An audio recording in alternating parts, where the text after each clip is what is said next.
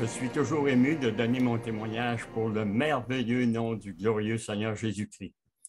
Et puis, vous allez voir dans mon témoignage comment est-ce que Dieu a le bras long pour venir chercher quelqu'un, pour venir le chercher puis l'amener au pied de son trône de gloire. Moi, je suis né sur une ferme au lac Saint-Jean, dans un petit village qui s'appelait Lac-à-la-Croix. Ma mère me raconte la première journée que je suis né, dans une énorme tempête de neige, le 20 janvier de l'année 1941. Mon père avait attelé son meilleur cheval pour aller chercher le médecin à plus de 15 km, 30 km aller-retour. Puis ma mère, pendant ces 20 heures, 20 heures de douleur, attendait après le médecin, puis finalement, je suis né. Puis ma mère me racontait cet événement avec beaucoup d'attention. Ben, on est né dans une famille de catholiques ordinaires. C'était la messe le dimanche. Pas des catholiques fervents. Puis, catholiques ordinaires. L'élément de base de mon enfance, c'est le travail. Vraiment le travail. J'ai été élevé sur une ferme. Et puis, mon père était un bon enseignant pour nous enseigner à travailler. On travaillait dans notre jeune âge. Mon grand-père est décédé à 63 ans. Mon père a 63 ans aussi. Puis mes oncles, deux oncles, 58 et 59. Toutes la même maladie. C'était génétique, c'était les artères. J'ai la même chose, mais moi, je suis né au bon siècle parce que j'ai une dizaine de tuteurs qui ont réussi à m'installer pour me garder en vie jusqu'à maintenant. Alors, je rends gloire à Dieu que le Seigneur vraiment s'occupe de moi. Oui, dès le matin, tout le monde était debout chez nous à 6h30 du matin. Tout le monde. C'était le train. On avait une vingtaine de vaches laitières en 1945-50. Et puis, tout le monde était au travail. Même ma mère attachait le bébé sur la chaise. Elle venait traire 2 vaches pour le lait de la journée de la famille. Puis après ça, on s'en retournait à la maison pour préparer le déjeuner. Ça, c'était vraiment le temps merveilleux de la famille. Il y avait à peu près 2 piles de toast sur le poêle, puis une grosse chaudronnée de café, des bines, puis etc. C'était vraiment un temps précieux pour la famille. Là, après le déjeuner, on s'installait, puis c'était l'école. On s'en allait à la petite école à pied. On avait un mille à marcher pour aller à l'école. C'était vraiment un temps de travail, un temps, les 15 premières années de ma vie, là, c'était vraiment occupé. À un moment donné, dans la famille, il y a eu beaucoup de maladies. Mon père était malade, ma mère. Il a fallu qu'il aille à l'hôpital à Alma, au Lac-Saint-Jean. Et puis, dans la famille aussi. En tout cas, la dette était rendue à l'hôpital à 8 000 $.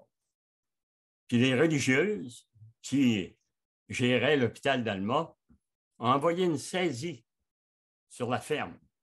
Une saisie. Ils donnaient 3 mois à mon père pour vendre la ferme, pour payer cette dette, ou il donnait la saisie pour payer cette dette, ou qu'il saisirait la ferme. Donc, mon père était obligé de vendre la ferme. Il l'a vendu à perte et puis les religieuses ont été satisfaites. On s'est ramassé en ville. Et puis, imaginez-vous, habitué de travailler à temps plein, puis arriver en ville à l'âge de 15-16 ans, 15 ans, à peu près 16 ans. Les journées étaient longues, puis là, on n'avait rien à faire pour vrai. Mais mon père m'avait enseigné à travailler, puis on pouvait se débrouiller. On prenait des petits contrats, des contrats de peinture, de neige, puis même je travaillais sur une ligne de transmission. On a bâti des pylônes.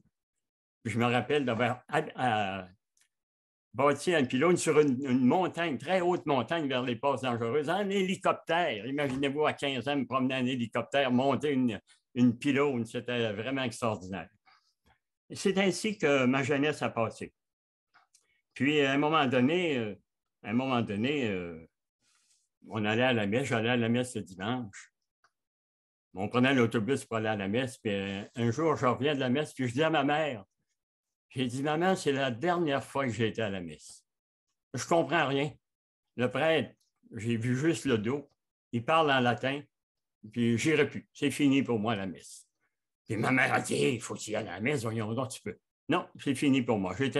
Finalement, j'ai été à la messe seulement pour les mariages et puis les funérailles, etc. J'ai arrêté d'aller à l'église. Puis du jour au lendemain, ma vie de travail a commencé. Dans le coin chez nous, dans notre petite ville, Alma, il n'y avait pas beaucoup de travail. Puis là, on parlait d'un boom à Sept-Îles. C'est là que j'ai pris l'avion à Bagotville avec un copain. On s'en était à Sept-Îles sur la Côte-Nord. J'ai parti avec 90 dans mes poches en 1960, 59-60, pour aller à Sept-Îles.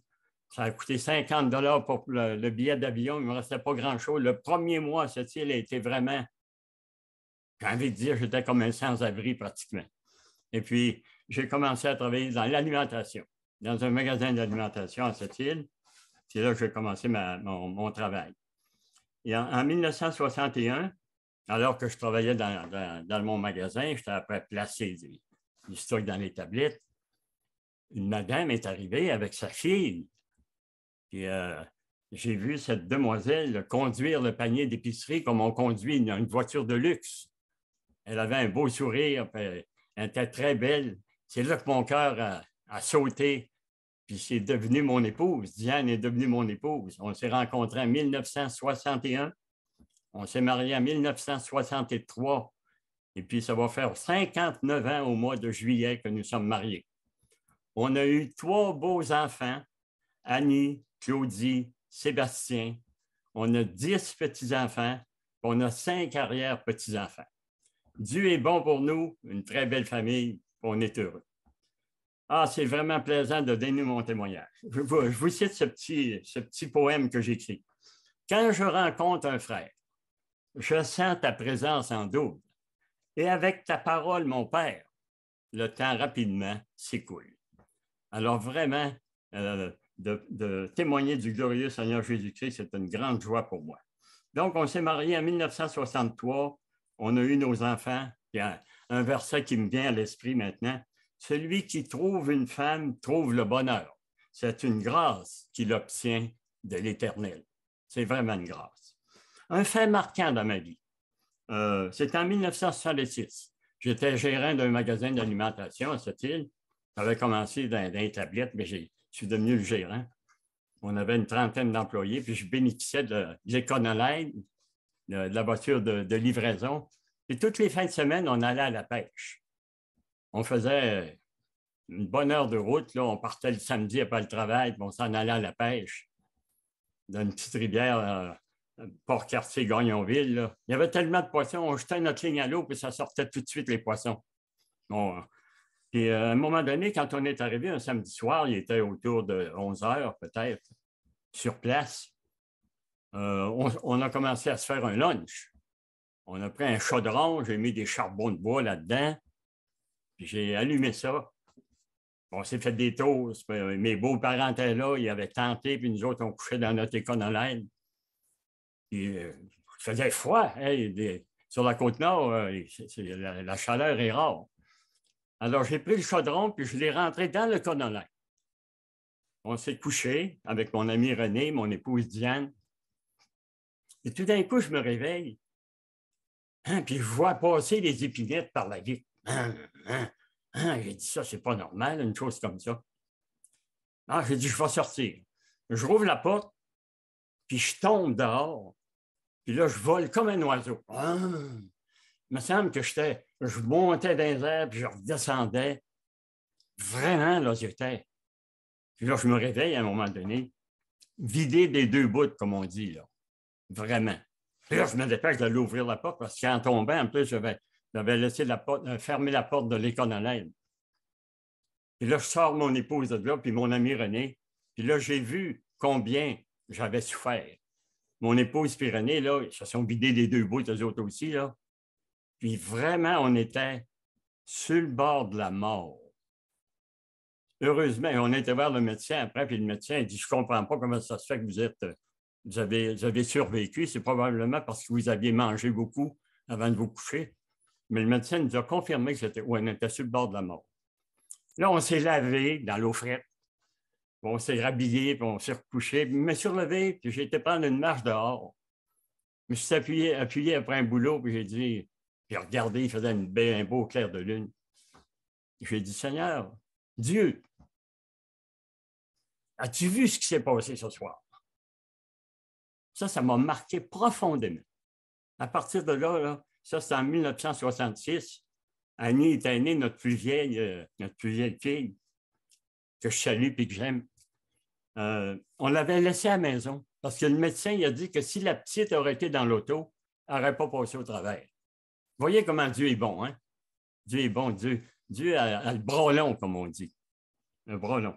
Donc, c'est là que j'ai commencé vraiment là, à avoir Dieu dans mon existence, sans le connaître. Sans le connaître. C'est un fait marquant dans ma vie. Et puis, j'ai continué à travailler dans l'alimentation. Puis, c'est en 1968 que j'ai changé de carrière. Je suis entré dans l'assurance vie. Puis là, ça a été vraiment... Moi, je connaissais tout le monde à cette île. Là, gérant d'un magasin d'alimentation. La ville avait monté avec moi. C'était vraiment un succès, ça, l'assurance vie pour moi. J'ai fait 17 ans d'assurance vie, dont le diplôme AVA, assurance vie agréée. J'ai été directeur de la succursale à cette île. Là, je vois Michel sourire. Et un homme on avait une belle équipe. C'était vraiment une équipe extraordinaire. En fait, on était une des meilleures succursales en région de la Sonde-Lève dans le temps. Puis, un homme dans mon équipe m'a présenté Michel Habib. Ah, ben, j'ai dit oui. Alors, je l'ai interviewé. Il est venu dans mon bureau. On a parlé ensemble. Et Michel était très intéressé par la carrière. Il posait des questions, puis je voyais qu'il pouvait facilement s'ingérer dans notre équipe. Michel, il dit, ben, il y a un problème, par exemple. Il dit, moi, ça me prend la permission de mon père. Oui, vraiment? Oui, ça me prend la permission de mon père. Ah, ben, ça, on va régler ça. Je me suis fait un budget dans mon bureau de directeur. J'ai pris l'avion à cette île. J'ai débarqué à Bagotville. Je me suis loué un auto. Je me suis été à Alma. J'ai été rencontrer le papa de Michel. Là, j'y ai tout expliqué que Michel était intéressé par la carrière. Son père, ben, il ne voyait pas ça tout à fait, là. Peut-être qu'il le voyait comme remplaçant dans sa mercerie Alma, je ne sais pas trop. En tout cas, il dit oui. Il dit, il peut toujours essayer ça, là. Fait que je reviens à cette île, puis je rappelle Michel Habib, Michel. Il dit, hey, ton papa, il est d'accord avec ça. C'est que Michel est entré dans l'équipe. Michel est entré dans l'équipe. Ça a bien été. Puis les mois ont passé, puis tout d'un coup, Michel a changé. Michel a changé. Il y avait comme un aura, il brillait plus. Puis régulièrement, il déposait un traité sur le coin de mon bureau. Puis je disais à Michel, donne-moi pas un traité comme ça, regarde, je le mets à poubelle. Ah, dis-moi, patron, il dit, quand je te donne un traité, tu fais ce que tu veux avec, c'est plus à moi. OK. Puis là, ben, ça a continué comme ça, puis etc. Puis un jour, mon épouse, Diane, a dit, va donc nous chercher du pain dans une boulangerie spécialisée. C'était là, novembre. Cette île, il y avait déjà un pied de neige dans ce temps-là. Puis moi, j'étais toujours à vitesse, je courais tout le temps. Hein, Olivier était toujours pressé. Je sors de la boulangerie avec mon sac de pain en courant, puis je glisse les 4 fers en l'air, me voilà sur le dos dans la neige. Puis là, je me demande qu'est-ce qui s'est passé. Je regarde sur quoi j'avais glissé. J'avais glissé sur un traité. Celui-là. Quelle est la véritable Église de Jésus-Christ? Puis là, j'arrive chez nous, puis je dis à ma femme, j'ai dit, pendant que Diane préparait notre repas, ma bonne cuisinière, j'ai lu le traité. Puis quand j'ai fini de lire le traité, j'ai dit à mon époux, j'ai dit, si c'est vrai, ce qui est écrit dans ce traité, nous autres, on n'est pas corrects. Nous autres, on n'est pas corrects. Ça a continué comme ça. Mais l'intérêt, j'avais déjà eu mon attrait pour Dieu quand on n'a pas passé proche de mourir. Puis là, ici, vous voyez la main de Dieu, hein? Puis là, ici, l'intérêt s'accroît plus. Puis Michel me présente à son pasteur. Puis on commence à avoir des rencontres. Moi, j'avais dit au pasteur, venez nous voir le mardi, parce que le lundi, on avait notre meeting, puis la semaine était remplie. Venez nous voir le mardi, on regardera ça. Là. Fait que le mardi, il venait nous voir. Il arrivait après le dîner, vers 1h, puis je lui disais, moi, à 2h moins 10, je pars. Et il nous expliquait, il nous parlait du salut. C'est là que je lui avais dit que je présenterais mon témoignage en 3 étapes avant. C'est là qu'on est rendu à Pendant. À Pendant. Alors, le pasteur a commencé à venir chez nous. Puis je vous dis tout de suite que moi, nous autres, on a accepté le Seigneur, on a été sauvés le 17 de septembre, le 17 de novembre 1975. J'étais directeur d'une compagnie d'assurance vie. On avait une belle équipe. Puis je n'arrêtais pas de dire à Michel, qu'est-ce qu'on peut avoir de plus? J'ai tout ce qu'il faut. J'ai tout ce que j'ai besoin. Mais voyez la main de Dieu. Hein? Voyez la main de Dieu. Finalement, le pasteur est venu nous voir. Puis on a eu une rencontre avec un prêtre. Ma femme avait demandé, elle dit, le pasteur, il voulait nous présenter le salut. Mon épouse avait demandé, ben, on va faire venir notre curé. On s'est rencontrés dans une maison, il y avait plusieurs personnes. Je ne me souviens pas si Michel était là, je ne suis pas sûr. Il était là, oui. Alors, le pasteur est venu, il a présenté le chemin du salut. Puis à un moment donné, quand c'est venu trop serré, que le pasteur devait être marié pour diriger un peuple, là, le curé s'est fâché. Il dit, c'est un piège. Il s'est levé, puis il partait pour s'en aller. Mon épouse a parti après. Hey, il a dit, vous, là, vous êtes là pour nous défendre. Allez-vous-en pas. Lui, il est parti. Il est parti. Puis il s'en était. Et là, c'est là que le Seigneur rentrait de plus en plus dans nos cœurs, dans mon cœur. Le pasteur revenait souvent, puis il venait à la maison. Puis vraiment, là, il nous faisait le chemin du salut. Il a commencé par nous dire que dans 1 Jean 5,13, je vous écris ces choses afin que vous sachiez que vous avez la vie éternelle, vous qui croyez au nom du Fils unique de Dieu. Puis il a commencé la Bible, il a commencé à nous montrer dans la parole de Dieu qu'on était des pécheurs. Il n'y a un point de juste, pas même un seul. Puis là, moi, je trouvais que je n'étais pas un pécheur, pas plus qu'un autre. Là. Mais le pasteur a dit, comment ça prend un mensonge pour faire un menteur? La femme m'a dit, ça en prend rien qu'un. Bon, ben, j'ai bien compris qu'on était poignés, menteurs, etc. Il nous a lu les versets. Romains 3, 23, car tous ont péché et sont privés de la gloire de Dieu. Ça m'a impressionné, ce verset-là. Car tous ont péché et sont privés de la gloire de Dieu. Puis je savais que Dieu se promenait dans ma vie depuis un bon bout de temps. Je m'en servais plutôt avec orgueil de Dieu, là. Je me souviens, par exemple, sur un petit offre de golf, d'avoir dit à Dieu, Seigneur, embarque avec moi, on va te frapper un terrible coup de golf. C'est comme ça que je voyais Dieu. Vous voyez l'orgueil, hein? L'humilité rentre par les fenêtres, mais l'orgueil ne passe pas d'importe. Alors, j'étais orgueilleux. J'ai reconnu bien sûr que j'étais orgueilleux. Puis le pasteur a continué à nous enseigner car le salaire du péché, c'est la mort, mais le don gratuit de Dieu, c'est la vie éternelle en Jésus-Christ, notre Seigneur. Puis il nous parlait de Jésus, il nous parlait du Seigneur. Mais Dieu prouve son amour envers nous en ce que lorsque nous étions encore des pécheurs, Christ est mort pour nous. Puis un mardi, le mardi du 17 de novembre, le pasteur est venu à la maison. Puis là, ben, il répétait pas mal toujours la même chose. Puis il a commencé à demander à mon épouse, Madame Côté, est-ce que vous croyez que si vous demandez au Seigneur d'entrer dans votre cœur, qu'il va vous sauver parce qu'il est venu sur la terre pour nous sauver, car Dieu a tant aimé le monde qu'il a donné son Fils unique afin que quiconque croit en lui ne périsse point, mais qu'il ait la vie éternelle. For God so loved the world. On peut le prendre dans différentes langues. Mon épouse a dit oui. Elle a dit oui, il serait capable de me sauver. Puis là, le pasteur m'a demandé, M. Côté, si vous demandez au Seigneur d'entrer dans votre cœur, est-ce qu'il pourrait vous sauver? Oui. Ben, il dit, pourquoi qu'on ne le ferait pas? Mon épouse et moi, on s'est agenouillés dans notre grande maison de rêve parce que dans ma vie d'assureur vie, de directeur de succursale d'assurance, dans les années 70, imaginez-vous, je gagnais 100 000 par année, moi, là. On avait tout ce qu'il fallait dans la vie, là. J'avais dit à Michel, j'ai dit, moi, j'ai tout ce qu'il me faut. Je n'ai pas besoin de Dieu.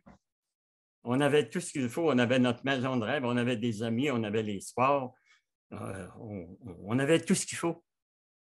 Mais là, le pasteur, il nous explique que pour avoir la vie éternelle, ce n'est pas les biens terrestres que ça prend, c'est la vérité. C'est le glorieux Sauveur, le Seigneur Jésus-Christ. Mes amis, je suis fier, je suis content de vous dire qu'on s'est agenouillés, mon épouse et moi, tous les deux, dans le salon de notre maison, et on a demandé au Seigneur Jésus-Christ d'entrer dans notre cœur et de nous sauver. Le 17 de novembre 1975. On a fait la grande demande qu'on appelle. Seigneur Jésus, je sais que je suis un pécheur. Je sais que tu es mort sur la croix pour moi. Et je n'ai pas besoin de tout te confesser mes péchés, tu les connais. Rentre dans mon cœur puis sauve-moi. Le Seigneur nous a sauvés toutes les deux ensemble, le 17 novembre 1975. Gloire à Dieu, gloire à Dieu. À tous ceux qui l'ont reçu, il a donné le pouvoir de devenir un enfant de Dieu. On était devenu un enfant de Dieu. Quand on accepte Jésus, il y a une grande joie dans le ciel. Le Père nous accepte, on est adopté comme un enfant de Dieu à cause de Jésus-Christ, à cause du sang précieux qui a coulé sur la croix du Calvaire. Merci, Seigneur, pour ton sacrifice éternel. Et là, je me souviens, j'ai mordi là, de novembre 1975. Aussitôt que je suis sorti de la maison, embarque dans mon auto pour m'en aller au bureau, je me dis, qu'est-ce qui se passe? J'étais comme allégé, heureux. Aujourd'hui, je sais que c'était de l'allégresse. Là. Vraiment, là. Je sentais dans mon cœur, c'est incroyable comment est-ce que Jésus peut sauver en un instant. C'est vraiment merveilleux, le grand salut que le Seigneur nous donne. Ah, Jésus, c'est vraiment extraordinaire, c'est vraiment merveilleux. Puis je rends gloire à Dieu pour le fait que vraiment, il m'a accepté dans sa grande famille. Une présence extraordinaire, une perspective de vie nouvelle. Vraiment plaisant. Vous qui êtes sauvés, vous comprenez ce que je veux dire. Hein? C'est vraiment plaisant d'avoir la vie éternelle, de posséder Jésus, qui nous possède, qu'on appartient, qu'on a un Père éternel. Merci Seigneur que tu es mon Père, que tu es mon Père. Je connaissais les Écritures, je comprenais la Bible, j'étais attiré par la parole. Et la paix de Dieu qui surpasse toute intelligence gardera vos cœurs et vos pensées en Jésus-Christ. Réjouissez-vous toujours dans le Seigneur. Je le répète, réjouissez-vous. Comme c'était merveilleux, mon cœur était plein de joie. Et je me souviens que quelqu'un m'a demandé, qu'est-ce qui te prouve que la Bible est vraie? Qu'est-ce qui te prouve? Là, tu es après vivre un trip ou quoi? Qu'est-ce qui te prouve? Qu'est-ce qui te prouve que la Bible est vraie? Ben, qu'est-ce qui nous prouve que la Bible est vraie? C'est le fait qu'on est un pécheur. Il n'y a point de juste, pas même un seul, car tous ont péché. Moi, c'était le verset qui m'a prouvé que la parole de Dieu était la vérité. La parole de Dieu m'a prouvé que j'étais un pécheur. Et aussi, comme notre sœur l'a mentionné tantôt, il a mis dans nos cœurs la pensée de l'éternité. Toutes les gens qu'on rencontre ont dans leur cœur la pensée de l'éternité. J'avais cette pensée dans mon cœur depuis le charbon de bois. C'était encore plus près de moi, c'était en dedans de moi. Et je ne connaissais pas le Seigneur, mais je savais qu'il existait. Puis, car c'est par la grâce que vous êtes sauvés, par le moyen de la foi. Et cela ne vient pas de vous, c'est le don de Dieu. C'est le don de Dieu. 46 ans, mes frères, mes sœurs, mes amis, que le Seigneur est au volant de ma vie. 46 ans. C'est vraiment extraordinaire. J'aime la parole de Dieu. Je lis chaque jour la parole, comme vous le savez. C'est le seul livre qu'on lit dont l'auteur est présent, dont l'auteur est avec nous autres. On sait que quand on lit la Bible, le Seigneur est là, le Saint-Esprit est là pour nous la faire comprendre. C'est vraiment merveilleux. Je vais remplacer les chansons du monde par les cantiques. On est devenus des enfants de Dieu. On est devenus des gens qui aimaient le Seigneur. Cette espérance, nous la possédons, dit la Bible, comme un ancre de l'âme. Je pense que c'est dans Hébreux 6, 19. Comme un ancre de l'âme. Dans notre monde règnent 3 contraintes. L'inquiétude, l'argent, puis la performance. Puis dans la foi en Jésus, il y a 3 bienfaits. La quiétude, la satisfaction, puis les bénédictions. Avec Jésus, on est vraiment, vraiment, vraiment merveilleusement bien attiré. Pas longtemps après mon salut. Pas longtemps après mon salut, quelques mois après. Quand je voyais quelqu'un prêcher la parole de Dieu, le Seigneur disait dans mon cœur, toi, tu vas aller prêcher l'Évangile. Cet appel au ministère. Tu vas aller prêcher l'Évangile. Je disais, voyons, Seigneur, moi, je suis un vendeur, je ne suis pas un prêcheur. Mais à toutes les fois que quelqu'un prêchait, c'était dans mon esprit. C'est devenu tellement précis. Toutes les portes se sont fermées pour moi, puis la porte de l'appel s'est ouverte. C'est pourquoi j'ai accepté l'appel et puis je suis devenu un pasteur d'église. J'ai été pasteur à l'église de Sept-Îles pendant 3 ans après mon cours biblique. c'est là que j'ai appris, c'est là que j'ai quitté mon idée de vendeur, puis je suis devenu un pasteur. J'ai appris avec le peuple de cette île, que j'ai beaucoup aimé. J'ai été 43 ans pasteur à l'Église baptiste de la Vieille-Capitale, une église qu'on a implantée en 1983. Et puis, l'église existe encore, elle est au 125 Admiral à cette île, le bâtiment est là. Pendant 43 ans, j'ai été le pasteur. Puis je continue à prêcher le glorieux nom du Sauveur et Seigneur Jésus. J'ai toujours été occupé dans ma vie. Quand j'étais jeune, j'étais à temps plein sur la ferme. Pendant 8 ans dans l'administration, dans l'alimentation, tout le monde était mes clients. 17 ans en assurance vie, tout le monde était mes prospects. Puis 43 ans comme pasteur, tout le monde avait besoin de Jésus. J'ai toujours été occupé, tout le temps. Je rends gloire à Dieu pour le fait qu'il s'est toujours occupé de moi. Il m'a toujours employé, puis je rends gloire à Dieu. Dans tous les coins de la terre malheureuse, partout où il y a des hommes, le message de l'Évangile résonne comme un pur torrent de foi impérieuse dans tous les coins de la terre malheureuse. Les gens de mon Église, ce sont des gens de Dieu. De Jésus, ce qu'ils disent, c'est toujours merveilleux. J'aime mon Église, j'aime les chrétiens, j'aime Jésus-Christ, j'aime la parole. Un autre grand fait qui m'a touché dans ma vie, c'est que le Seigneur a sauvé beaucoup des membres de notre famille, d'abord nos enfants, et on espère toujours que toute la famille au complet, c'est une promesse de Dieu, hein? Toi et ta famille, il nous promet que notre famille sera sauvée.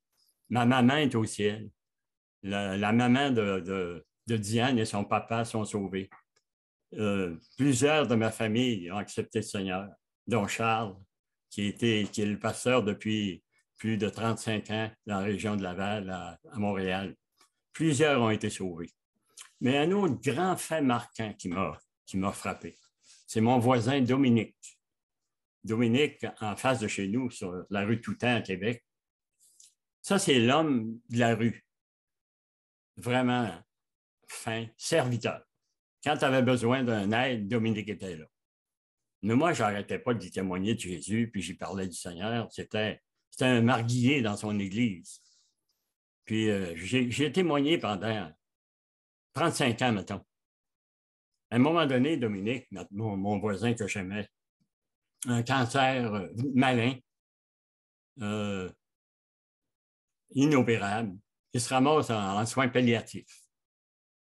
Là, on prie pour lui, etc. À un moment donné, Dominique, il dit, le prêtre avait été le voir pour lui administrer les derniers sacrements. Puis Dominique, il dit à sa femme, il dit, fais-moi venir Olivier. Fais-moi venir Olivier. Je veux parler avec Olivier. J'ai été tellement émerveillé de la main de Dieu. J'ai arrivé dans la chambre de Dominique en soins palliatifs. Il dit, continue de me parler de Jésus. Puis là, il me prenait la main, puis il m'a serré tellement la main, je pense que ça me fait mal encore. Il me serrait la main, puis j'y présentais le Seigneur. Puis j'ai dit que Jésus-Christ était mort sur la croix pour lui, puis qu'il était ressuscité, puis il était vivant, puis il veut t'avoir dans le ciel. Il veut que tu sois sauvé. Demande-lui d'entrer dans ton cœur, puis de te sauver. J'étais tellement émerveillé de voir comment Dieu emploie quelqu'un qui veut amener des hommes à Christ. Il est mort quelques heures après. Le Seigneur est venu le chercher comme ça, puis c'est lui qui m'a demandé d'aller le voir. Il dit, appelle-moi Olivier. N'est-ce pas merveilleux? Quelle grande mission qu'on a à remplir. Vous qui m'écoutez aujourd'hui, là, n'hésitez pas à prononcer le nom du glorieux Sauveur et Seigneur Jésus-Christ. C'est l'être le plus puissant de l'univers. C'est surtout le Sauveur des âmes. Mes amis, mes frères, mes sœurs, la seule chose que je peux vous dire maintenant, c'est gloire à Dieu. Gloire à Dieu pour ce qu'il a fait avec nous. Gloire à Dieu pour le fait qu'un jour, avec du charbon de bois, il m'a rapproché de lui. Qu'un autre jour, avec Michel, il m'a rapproché de lui. Puis qu'un autre jour, avec un pasteur, on a accepté le Seigneur Jésus-Christ comme sauveur. Puis je rends gloire à Dieu. Mon petit-fils, il m'a demandé à un moment donné, il dit, grand-père, comment tu as conduit dans mon Seigneur, toi? Ah, j'ai dit, pas assez, pas assez. Il faut prêcher l'Évangile. Il faut prêcher l'Évangile. Ah, j'aime la parole de Dieu. les beaux versets. Nous ne nous prêchons pas nous-mêmes, c'est Jésus-Christ le Seigneur que nous prêchons. Et nous nous disons vos serviteurs à cause de Jésus. J'aime la parole. J'aime la parole de Dieu. Après avoir autrefois à plusieurs reprises et de plusieurs manières parlé à nos pères par les prophètes, Dieu, dans ces derniers temps, nous a parlé par le Fils. Il l'a établi, héritier de toutes choses, puis par lui, il a aussi créé l'univers. Le Fils est le reflet de sa gloire et l'empreinte de sa personne. Il soutient toutes choses par la parole puissante. Il a fait la propitiation des péchés et il s'est assis à la droite de la majesté divine dans les lieux très hauts. On va aller le rejoindre là bientôt. La trompette va sonner bientôt. On va aller à la rencontre du Seigneur dans les airs. Merci de m'avoir écouté.